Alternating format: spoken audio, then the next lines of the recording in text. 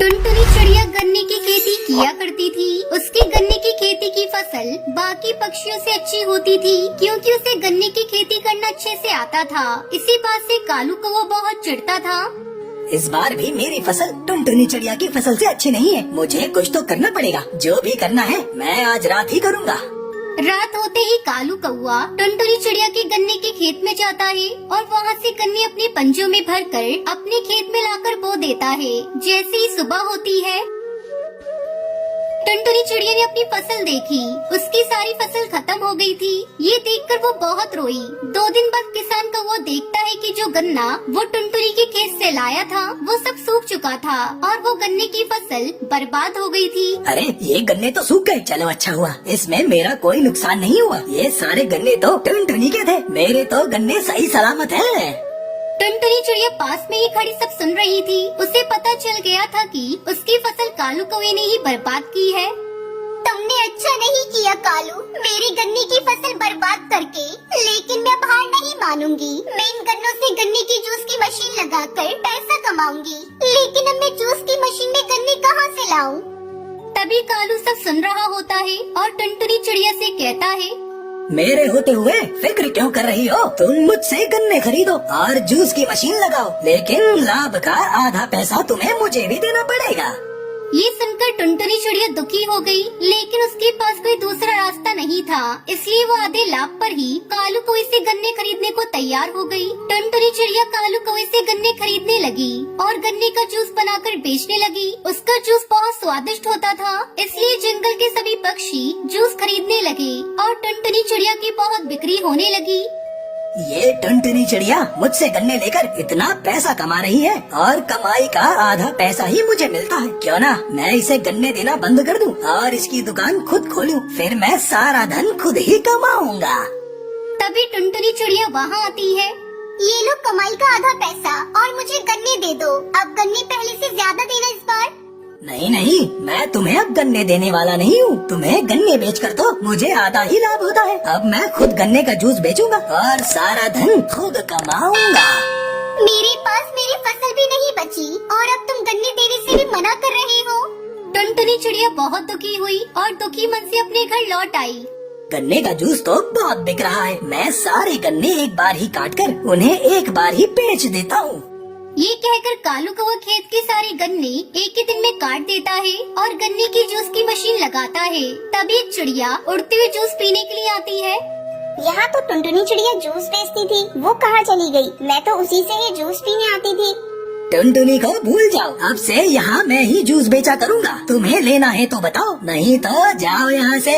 यहाँ टुनटुनी का गुणगान मत करो।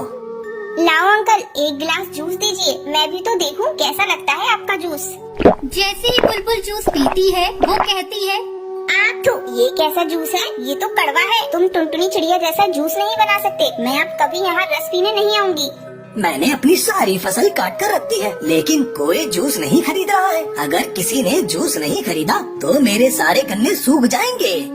इस तरह किसी को भी कालू कौवे का गन्ने का जूस पसंद नहीं आया और कोई भी उसके गन्ने की दुकान पर जूस पीने नहीं जा रहा था। कालू कौवा बहुत परेशान हो चुका था। वो टुनटुनी चिड़िया के पास मदद मांगने के लिए जाता है।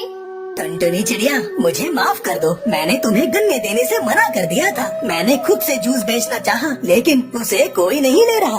अब तुम मेरे गन्नों का जूस बनाकर बेच सकती हो। मैं तुमसे आधा लाभ भी नहीं लूँगा। तुम परेशान मत हो, मैं तुम्हारे साथ चलती हूँ। इस तरह टुनटुनी चिड़िया को कालू कौवे पर दया आ गई और वो फिर से गन्ने का जूस बनाने लगी और फिर से खुशी खुशी पक्षी टुनटुनी चिड़िया के गन्ने का जूस पीने के लिए आने लगते हैं। कश्मीर में टुनटुनी चिड़िया अपने पति हरिया किसान के साथ रहती थी। उसके 2 बच्चे थे, बेटी का नाम कालू और बेटी का नाम टोनी था। हरिया तोता अपने खेतों में केले उगाकर बेचा करता था और उससे अपने घर का खर्च चलाता था।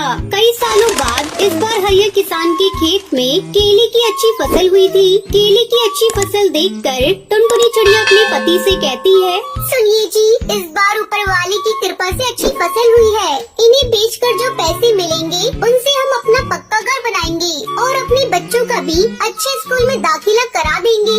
इस बार हमारे सारे सपने पूरे हो जाएंगे। हाँ, शायद भगवान को हमारी गरीबी देखकर हम पर दया आ गई। इस बार हमारे सिवा किसी की भी केले की फसल अच्छी नहीं हुई। मैं कल ही सारी फसल को ले जाकर शहर में बेच दूंगा। अगले दिन हरिया तोता जब केले की फसल बेचने शहर जाने लगता है, तब टूनी उससे कहती है, पापा आप मेरे लिए शहर से क्या लाओगे? तू ही बता दे, जो तू कहेगी मैं वही लाऊंगा। पापा आप मेरे लिए शहर से एक सुंदर सी गुड़िया लेते आना।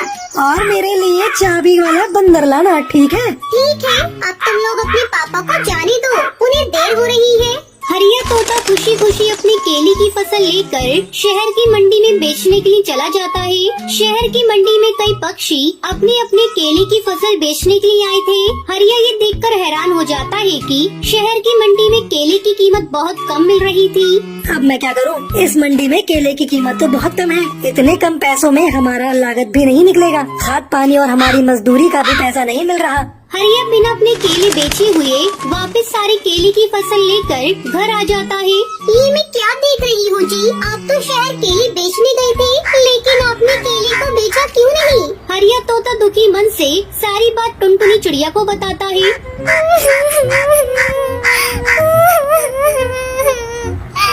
हे भगवान, हमारे सारे सपने टूट गए। अब हम क्या करेंगे? कोई बात नहीं, आप सारी केले को एक कमरे में रख दो। अब से हम लोग इन्हीं केले को खाकर अपना गुजारा करेंगे।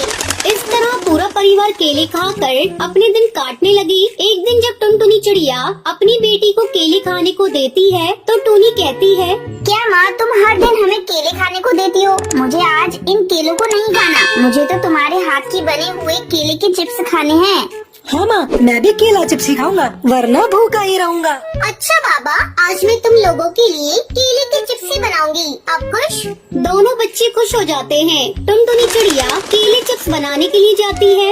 ये क्या? तेल का डब्बा तो बिल्कुल ही खाली है, इसमें तो तेल है ही नहीं। ऐसा करती हूँ, मैं बिना तेल के तवे पर सेक देती हूँ। फिर टुनटुनी केले को बारीक काट कर चिप्स बनाती है। आओ बच्चों, तुम्हारा मनपसंद केला चिप्स तैयार है। दोनों बच्चे केला चिप्स खाते हैं।